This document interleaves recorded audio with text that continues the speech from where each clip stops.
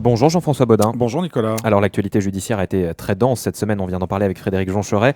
Pour revenir sur les différentes affaires, vous recevez le procureur de la République. Oui, monsieur Yves Dupas, bonjour. Bonjour Jean-François, bonjour à vos auditeurs. Merci d'avoir accepté notre invitation pour revenir effectivement sur un certain nombre d'affaires en cours dont on parle depuis le début de la semaine dans l'actualité. Il y en a une sur laquelle on n'est pas revenu tout à l'heure, c'est cet accident de bus sur la Save Express mardi matin. Un bus qui a percuté l'arrière d'un camion. Où en est l'enquête aujourd'hui? Est-ce que les choses ont avancé?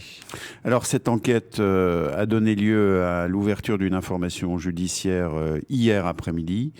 Le conducteur du bus donc, est mis en examen des chefs d'homicide involontaire et de blessures involontaires avec une incapacité totale de travail supérieure à 3 mois pour certaines victimes et inférieure à 3 mois pour d'autres. Il a été placé sous contrôle judiciaire avec notamment une interdiction de conduire tout type de véhicule à moteur. Si on en est arrivé à cette situation, ça veut dire qu'on connaît un peu plus, on a un peu plus d'éléments sur les circonstances de l'accident? C'est clairement un défaut de maîtrise, un défaut d'anticipation par rapport au flux de circulation, aux conditions de circulation, avec un bus qui n'a pas été maîtrisé, qui ne s'est pas arrêté par rapport effectivement à un flux qui ne lui permettait pas de poursuivre son trajet dans des conditions normales. Donc il a percuté effectivement l'arrière d'un véhicule. Le chauffeur ne présentait aucun signe d'alcool ou de consommation de stupéfiants, je tiens à le repréciser. Quelles sont les investigations qui restent encore à mener dans cette affaire? C'est d'abord l'enjeu principal, ce sont les victimes. Et effectivement, les intérêts civils des victimes, il faut évaluer leur préjudice corporel, et puis bien évidemment il y a les proches de cette personne qui est décédée. Donc c'est tout l'intérêt de cette information judiciaire. En plus, bien sûr, des investigations à caractère technique, notamment sur le bus, sur le véhicule qui a été percuté par l'arrière. Donc, c'est effectivement encore un gros travail en termes d'investigation. Même si c'est pas directement lié à l'enquête, bien évidemment, beaucoup de gens s'interrogent sur la question de la législation et la nécessité d'avoir des ceintures de sécurité à l'intérieur des bus, même quand c'est sur des trajets urbains. C'est des questions qu'il va falloir se poser, selon vous? Ce sont des questions sur la sécurité routière. Il y a toute une série de questions qui méritent une réflexion et puis une réforme, et notamment celle-là. Entre autres. Entre autres. Il peut y avoir d'autres points dans une réforme pour améliorer la sécurité routière. Mais bien évidemment, nous souhaitons effectivement que le territoire se dote des outils en matière de sécurité routière, des outils législatifs, un cadre juridique qui soit bien plus étoffé, avec un code de la route qui, au niveau local, est tout à fait incomplet. Monsieur le procureur, il y a une autre affaire dont on a parlé. On a fait le point tout à l'heure dans les informations. C'est ce double drame à Ouégoua avec cet homme qui s'est suicidé et le corps d'une femme retrouvé à l'intérieur de son fourgon. Là aussi, l'enquête a permis d'avancer. Les faits sont établis maintenant de façon assez certaine. Alors, dans cette affaire, nous avons ordonné une autopsie des 2 corps. Donc, nous en saurons encore un peu plus dans les jours qui viennent. Notre hypothèse, c'est effectivement un homicide volontaire sur cette femme, avec une arme à feu, suivi d'un suicide de l'auteur présumé, avec cette même arme à feu d'ailleurs, dans un contexte d'impulsion suicidaire, avec un individu qui présentait manifestement des troubles psychologiques sérieux, au vu des premiers éléments, des témoignages notamment de son entourage, et qui a sans doute voulu emmener cette femme dans son délire de mort. Et d'ailleurs, cette affaire, elle est assez finalement classique sur ce type de configuration d'homicide suivi d'un suicide. Alors apparemment, la première victime a été tuée bien avant que ce suicide, son éventuel meurtrier. Elle a été tuée avant effectivement le suicide. Donc on n'a pas une détonation qui aurait pu concerner les 2 personnes en même temps. C'est tout à fait exclu à ce stade de l'enquête, puisque le corps de cette femme présentait déjà des rigidités cadavériques qui placent nécessairement sa mort bien avant celle de l'auteur présumé. Et ce matin, vous nous confirmez que cette femme est morte par balle et probablement par la même arme avec laquelle l'homme a mis fin à ses jours? Probablement, sous réserve des investigations techniques et balistiques ultérieures. Et puis hier, monsieur le procureur, on a vu cette vidéo tournée sur les réseaux sociaux de cette agression de gendarme à Bourail. Là aussi, c'est une affaire assez compliquée. D'ailleurs, il n'y a pour l'instant que 2 personnes qui ont été mises en cause. Je crois que la justice en recherche d'autres. L'agression s'est passée le soir dans le village même de Bourail. Ces 3 gendarmes qui ont été pris à partie par des jeunes alors qu'ils contrôlaient une moto qui tentait de s'échapper.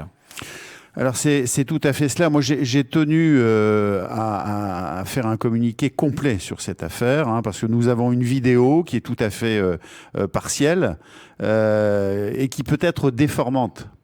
Et donc j'ai tenu à donner toutes les précisions sur le cadre juridique donc de l'intervention de ces 3 gendarmes. D'abord, c'est une scène d'agression sur les forces de l'ordre tout à fait inacceptable. Inacceptable, parce que les forces de l'ordre remplissaient leur mission. Ils, effectivement, tenaient à contrôler un jeune sur une moto qui faisait rugir le moteur depuis un bon moment, qui a refusé d'obtempérer à leurs injonctions pour le contrôle, et qui, en voulant assurer sa fuite, a percuté un véhicule en stationnement par l'arrière, ce qui a provoqué sa chute. Soyons très clairs, il n'y a eu aucun contact. Il n'y a pas eu de course-poursuite. Il n'y a eu aucun contact entre le véhicule des gendarmes et la moto, et il n'y a pas eu de configuration de course-poursuite.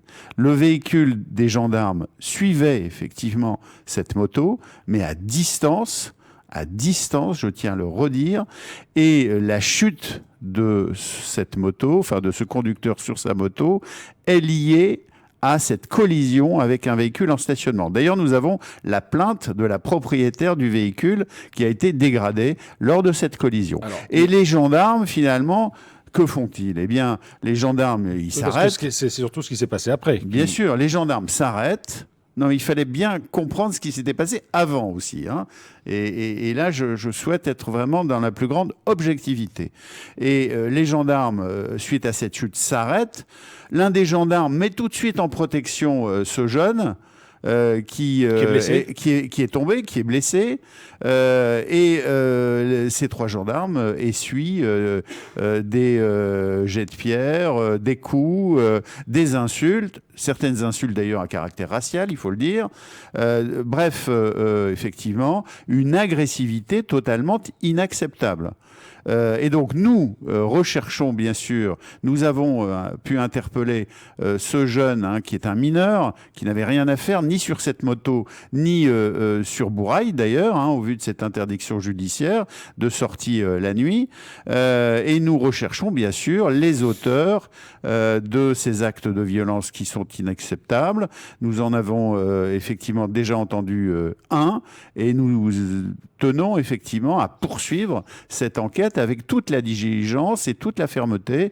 Il n'est pas acceptable, effectivement, que nos gendarmes soient malmenés de la sorte. Alors, ils étaient combien ces jeunes, a priori, parce que vous dites que la vidéo est peut-être partielle, donc on ne les voit pas forcément tous, et il n'y avait aucun moyen pour les gendarmes de s'en sortir, parce que certains disent peut-être que les gendarmes auraient pu s'en sortir par eux-mêmes. Oui, c'est sans doute un peu facile. Et les Yaka Faucons, on le voit bien, cette vidéo, c'est aussi la présentation des conditions difficiles de l'action de nos forces de l'ordre, avec effectivement un regroupement très rapide d'un certain nombre de personnes hostiles.